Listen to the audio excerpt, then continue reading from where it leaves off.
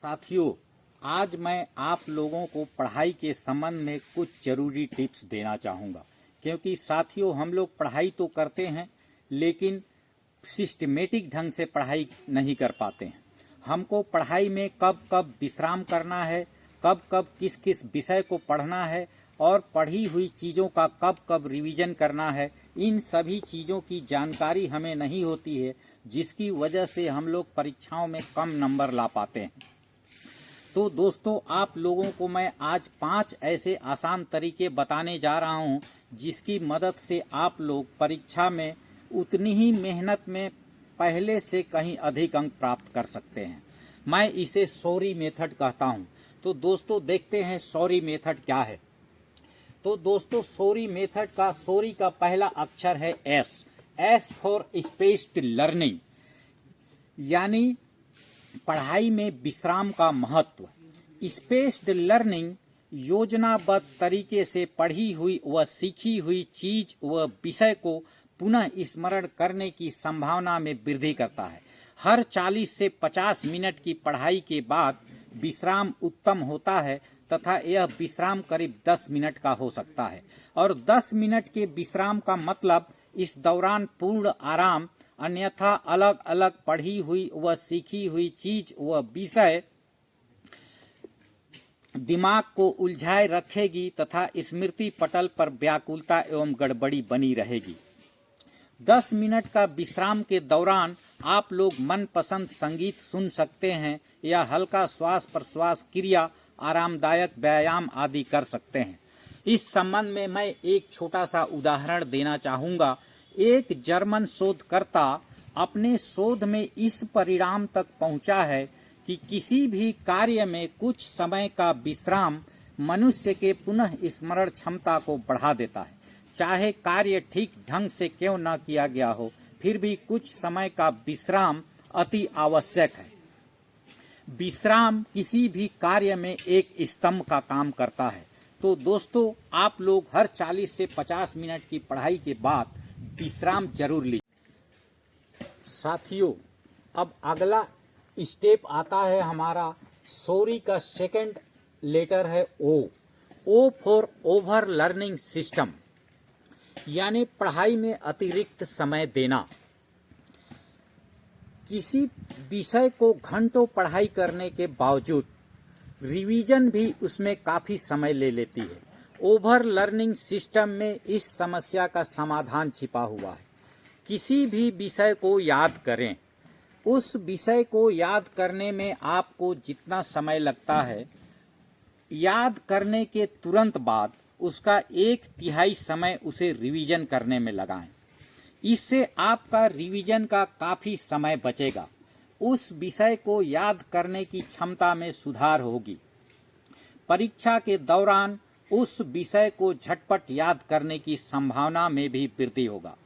साथियों, अब सॉरी का अगला लेटर आता है R. R for reintegration system. अब देखते हैं साथियों, री इंटीग्रेशन सिस्टम क्या है। क्या आपको प्रश्न पत्र देखते ही आपका दिमाग घबरा जाता है? क्या आपको कुछ निश्चित प्रश्नों के उत्तर याद आने में कठिनाई होती है?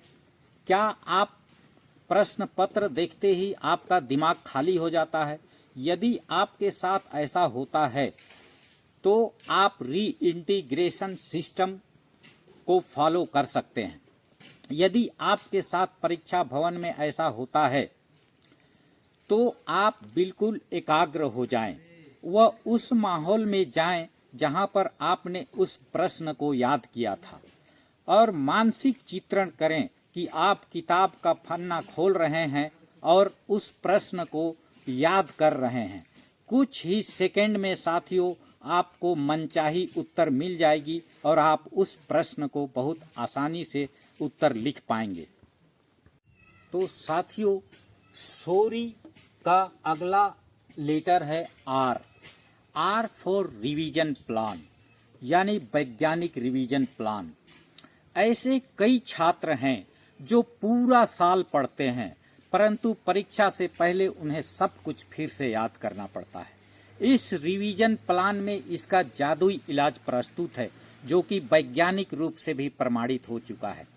कोई भी टॉपिक आप याद करें, उसे याद करने के 24 घंटे के अंदर अंदर आपको उसका पहला रिवीजन कर लेना है, क्योंकि मनुष्य का दिमाग किसी भी चीज को 80 से 90% तक 24 घंटे के लिए ग्रहण करता है। 24 घंटे के बाद भूलने का चक्र शुरू हो जाता है।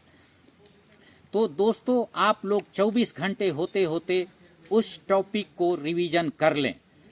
24 घंटे में जब आप उसको पहला रिवीजन कर लेंगे तो उसे आपका दिमाग 7 दिन के लिए ग्रहण कर लेगा। 7 दिन के बाद भूलने का दूसरा चक्र शुरू हो जाता है। तो दोस्तों, दूसरा रिवीजन आपको 7वें दिन कर लेना है, और जब आप 24 घंटे में पहला रिवीजन और 7वें दिन दूसरा रिवीजन कर लेंगे तो आपको भूलने का संभावना सिर्फ 10% रहेगा। जो आप परीक्षा के समय उस टॉपिक को रिवीजन करेंगे तो 10% भी खत्म हो जाएगी और आप उस प्रश्नों के उत्तर बहुत आसानी से लिख पाएंगे। अब अगला स्टेप, सॉरी का अगला लेटर, लास्ट लेटर है आई फॉर इंटरफेरेंस लॉ। जब परीक्षा के दौरान आप लोग घंटों पढ़ाई करते हैं तो दिमाग में सब कुछ गड़बड़ हो जाता है और आप भ्रम में पड़ जाते हैं। इन चीज़ों से बचने के लिए आपको पूरा दिन एक ही विषय को नहीं पढ़ना है। पढ़ने का समय बांट लें और विभिन्न विषय को अलग अलग समय में पढ़ें। जैसे इतिहास के बाद गणित और हिंदी के बाद विज्ञान। कभी भी गणित और विज्ञान एक साथ न पढ़ें और न ही इतिहास और हिंदी एक साथ पढ़ें, क्योंकि साथियों, हम लोग जब गणित या विज्ञान जैसे खास विषय को पढ़ते हैं तो हमारे दिमाग का विशेष भाग पर अधिक दबाव पड़ता है और दिमाग का दूसरा भाग हिंदी व इतिहास पढ़ने वाला आराम में लग जाता है। और इसी प्रकार से जब हम हिंदी या इतिहास को पढ़ते हैं तो हमारा दिमाग का दूसरा भाग काम में लग जाता है और विज्ञान और गणित पढ़ने वाला भाग आराम में लग जाता है। इस तरह से हमारे दिमाग को विषय बदल बदल कर पढ़ने से बारी बारी से आराम करने का मौका मिल जाता है और हमारा दिमाग तेज व सटीक बना रहता है। इसलिए साथियों, आप लोग कभी भी एक ही विषय को लगातार न पढ़ें।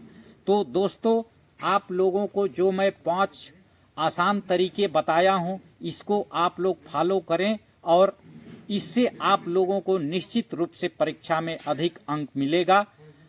और दोस्तों, अगर ये मेरा वीडियो आप लोगों को पसंद आया होगा तो इसे लाइक, सब्सक्राइब और अपने दोस्तों को शेयर कर देना। बहुत बहुत धन्यवाद। मिलते हैं अगले वीडियो में।